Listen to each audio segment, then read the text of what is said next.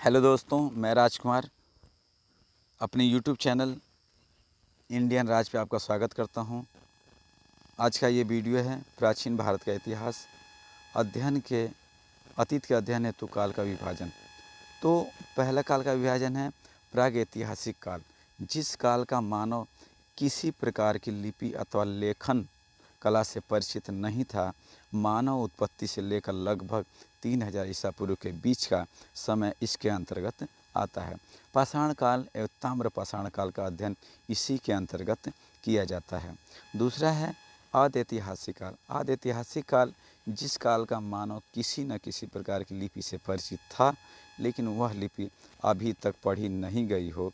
हड़प्पा सभ्यता, वैदिक सभ्यता का अध्ययन इसी के अंतर्गत किया जाता है।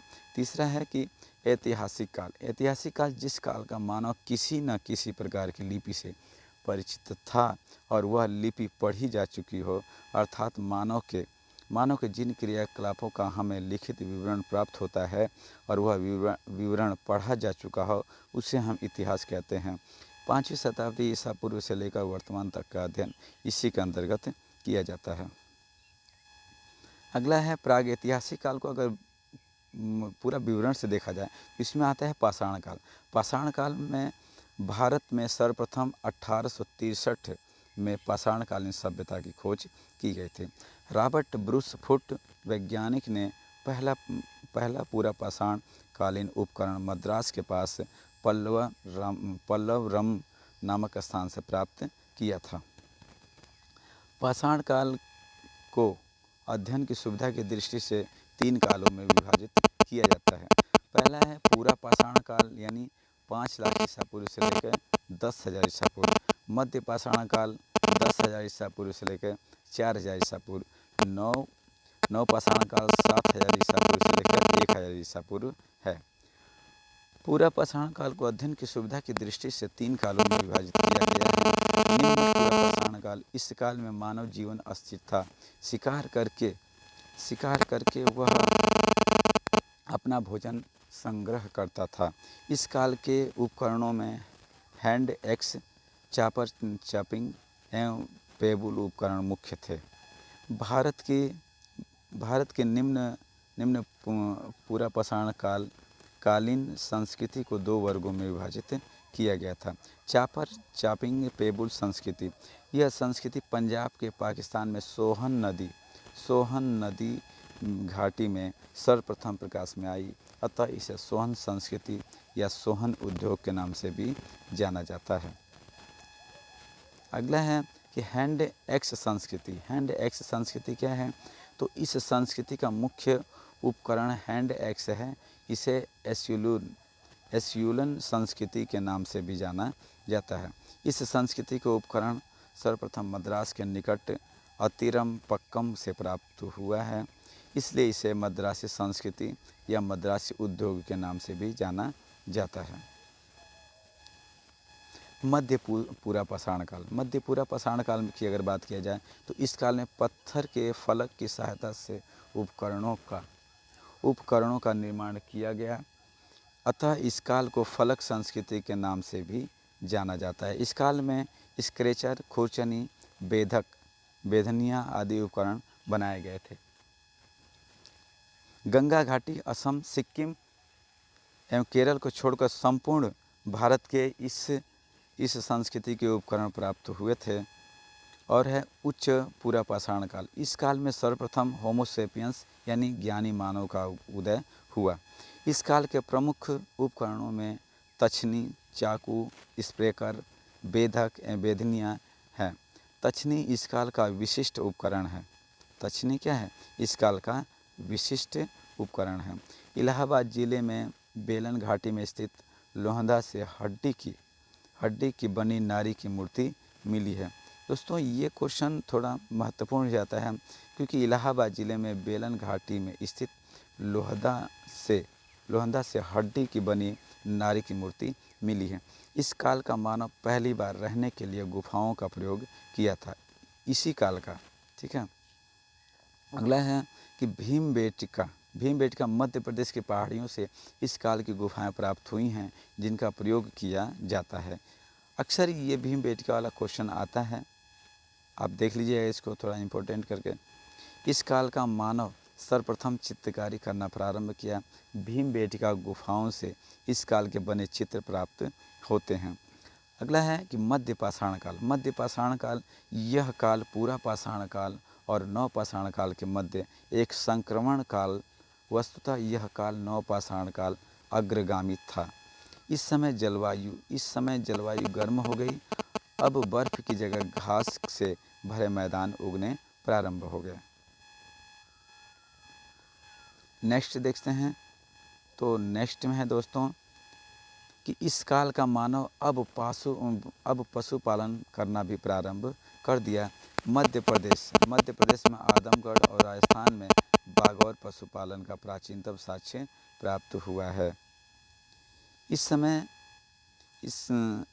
जिसका समय 5000 ईसा पूर्व था। मध्य प्रदेश में आदमगढ़ और राजस्थान में बागौर में पशुपालन का प्राचीनतम साक्ष्य प्रस्तुत करते हैं, जिसका समय 5000 ईसा पूर्व था। मध्य पाषाणकालीन सबसे प्राचीन ज्ञान स्थल सरायनाहर महदहा प्रतापगढ़ है। इस समय पत्थर के उपकरणों में तीर का जो नोक बनाया गया वह इस युग का विशिष्ट उपकरण है, जिन्हें सूक्ष्म पाषाण उपकरण माइक्रोलिथ कहा गया। इस काल के अन्य उपकरणों में एक धार फलक, बेधक, बेधनी, चाकू, दक्षिणे एवं अर्धचंद्राकार प्रमुख है। इस काल में सर्वप्रथम मानव कंकाल प्राप्त होते हैं। इसी काल में क्या होते हैं? सर्वप्रथम मानव कंकाल प्राप्त होते हैं। अगला देखते हैं नवपाषाण काल। नवपाषाण काल की बात किया जाए तो कालक्रम के अनुसार यह युग काफ़ी छोटा है, फिर भी सारे क्रांतिकारी परिवर्तन इसी युग में हुए। विश्व स्तर पर इस संस्कृति का प्रारंभ 9000 ईसा पूर्व में पश्चिम एशिया में हुआ था। पश्चिम एशिया के मानव को जौ, गेहूँ, दलहन, तिलहन आदि के रूप में महत्वपूर्ण खाद्यान्न प्राप्त हुए। यहाँ के प्राचीनतम नवपाषाण युगीन बस्ती मेहरगढ़ पाकिस्तान है। यहाँ की प्राचीनतम नवपाषाण युगीन बस्ती कौन सी है? मेहरगढ़। और मेहरगढ़ कहाँ है? पाकिस्तान में। कृषि का सबसे पहला और स्पष्ट प्रमाण यहीं से मिलता है।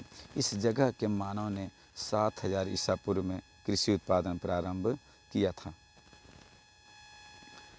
इसी में देखते हैं, इसी तरह भारत में कोल्डिहवा नामक स्थान से चावल उगने का प्राचीन साक्ष्य प्राप्त होता है। इसका भी समय 5000 ईसा पूर्व के लगभग आता है। इसको थोड़ा इम्पोर्टेंट करके देख लीजिएगा कि भारत में कोल्डिहवा नामक स्थान से चावल उगने का प्राचीन साक्ष्य प्राप्त होता है। इसका भी समय 5000 ईसा पूर्व के लगभग आता है। नवपाषाण काल में स्थिर वासी लोग खेती से परिचित हो गए थे तथा पालतू पशु भी रखने लगे थे। नवपाषाण काल में वासी लोग खेती से परिचित हो गए थे तथा पालतू पशु भी रखने लगे थे।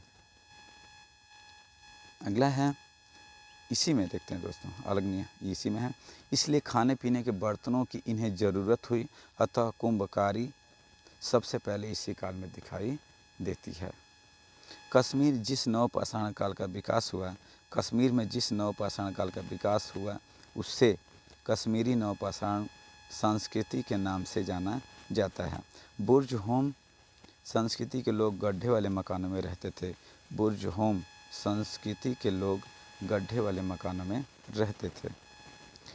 होम से मानव के साथ कुत्ते को भी दफनाने का प्रमाण मिलता है। इसमें थोड़ा महत्वपूर्ण क्वेश्चन देखते हैं, फिर इसको देखा जाएगा। महत्वपूर्ण क्वेश्चन में क्या है दोस्तों कि रॉबर्ट ब्रूस फुट, जिन्होंने पाषाणकालीन सभ्यता की खोज की, एक भूवैज्ञानिक थे।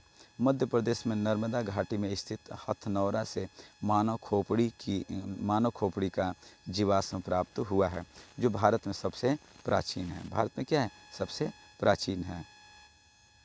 इसको थोड़ा इम्पोर्टेंट करके देख लीजिएगा। लोहंदा बेलन घाटी से हड्डी की बनी नारी की मूर्ति प्राप्त हुई है, जो पूरा पाषाण काल से संबंधित है। पशुपालन का प्राचीनतम प्रमाण आदमगढ़ एवं बागौर से प्राप्त होता है।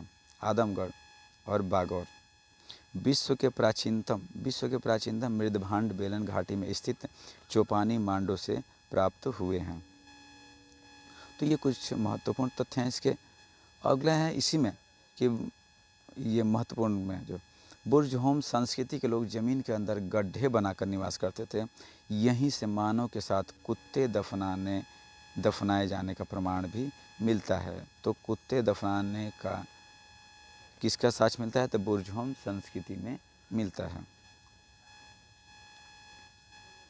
अगला है दोस्तों ताम्रपाषाण काल। ताम्रपाषाण काल जिस काल का मानव पत्थर के उपकरणों के साथ साथ तांबे के उपकरणों का प्रयोग करना प्रारंभ किया, उस काल को ताम्रपाषाण काल कहते हैं। ताम्रपाषाण काल में देखते हैं और बचा हुआ इधर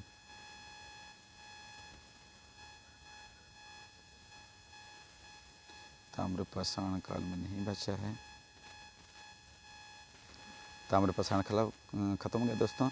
हड़प्पा सभ्यता की बात किया जाए तो हड़प्पा सभ्यता एक सुविकसित कांस्य युगीन नगरीय सभ्यता थी। तांबे से अधिक मजबूत कांसे के औजारों का उपयोग, लेखन कला का ज्ञान, नहर शहरों में रहने को सभ्यता का प्रतीक माना जाता है।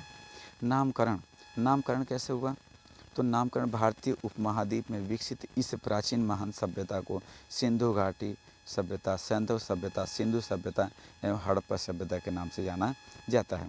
इस सभ्यता का प्रथम खोजा गया स्थल हड़प्पा है, जो रावी नदी के तट पर स्थित है। इसके बाद प्रारंभिक वर्षों में जिन स्थलों की खोज एवं उत्खनन कार्य किया गया, जैसे मोहनजोदड़ो, चनहुदड़ो, अमरी, कोटिदीजी, अली मुराद आदि सभी सिंधु नदी के तट पर स्थित हैं। पुराविदों ने प्रारंभ में इस प्राचीन सभ्यता का नाम सिंधु घाटी सभ्यता का नाम दिया। कालांतर में इस सभ्यता के प्रमाण सिंधु घाटी से बाहर अन्य क्षेत्रों में पाए गए, जैसे सरस्वती घाटी, यमुना घाटी, गोदावरी घाटी। तो सिंधु घाटी से बाहर 3 हैं सभ्यताएं पाई गई हैं। कौन सी? सरस्वती घाटी, यमुना घाटी, गोदावरी घाटी, ये क्षेत्र पाए गए हैं। अतः यह नाम अनुपयुक्त हो गया है, क्योंकि यह भौगोलिक क्षेत्र को इंगित करता है। तब पुराविदों ने इस सभ्यता के प्रथम खोजे गए स्थल के नाम पर इस सभ्यता का नाम हड़प्पा रखा। सिंधु सभ्यता के लोग प्रमुख स्थलों की भौगोलिक स्थिति आगे है हड़प्पा सभ्यता रखा, क्योंकि यह इतिहास की परंपरा का पालन करता है। यह नाम इस सभ्यता का उपयुक्त नाम है, क्योंकि यह किसी भौगोलिक क्षेत्र को इंगित नहीं करता है। सीमा निर्धारण एवं क्षेत्र विस्तार। हड़प्पा सभ्यता का विस्तार भारतीय उपमहाद्वीप में भारत, पाकिस्तान एवं अफगानिस्तान 3 देशों में हुआ है। इस सभ्यता के सर्वाधिक पुरास्थल भारत से प्राप्त हुए हैं। इस सभ्यता का विस्तार पश्चिम में सुतकांगे डोर, पाकिस्तान के बलूचिस्तान से लेकर पूर्व में आलमगीर, उत्तर प्रदेश के मेरठ जिले में तक लगभग 1600 किलोमीटर में है। उत्तर में मांडा, जम्मू कश्मीर से लेकर दक्षिण में दाइमाबाद, महाराष्ट्र तक लगभग 1400 किलोमीटर लंबे क्षेत्र में हुआ है। इस सभ्यता का क्षेत्रफल लगभग 16 लाख वर्ग किलोमीटर है। इस सभ्यता का विस्तार भारत में पंजाब, हरियाणा, राजस्थान, गुजरात, महाराष्ट्र, उत्तर प्रदेश, जम्मू कश्मीर में हुआ है। पाकिस्तान में पंजाब, सिंध एवं बलूचिस्तान प्रांत में तथा अफगानिस्तान में हुआ है। सर्वाधिक पुरास्थल सरस्वती नदी घाटी में पाए गए हैं। किसी एक प्रांत में सर्वाधिक पुरास्थल गुजरात से प्राप्त हुए हैं। इस सभ्यता के पास 1300 किलोमीटर लंबा समुद्र तट है। आई होप दोस्तों कि ये वीडियो आपको पसंद आएगा।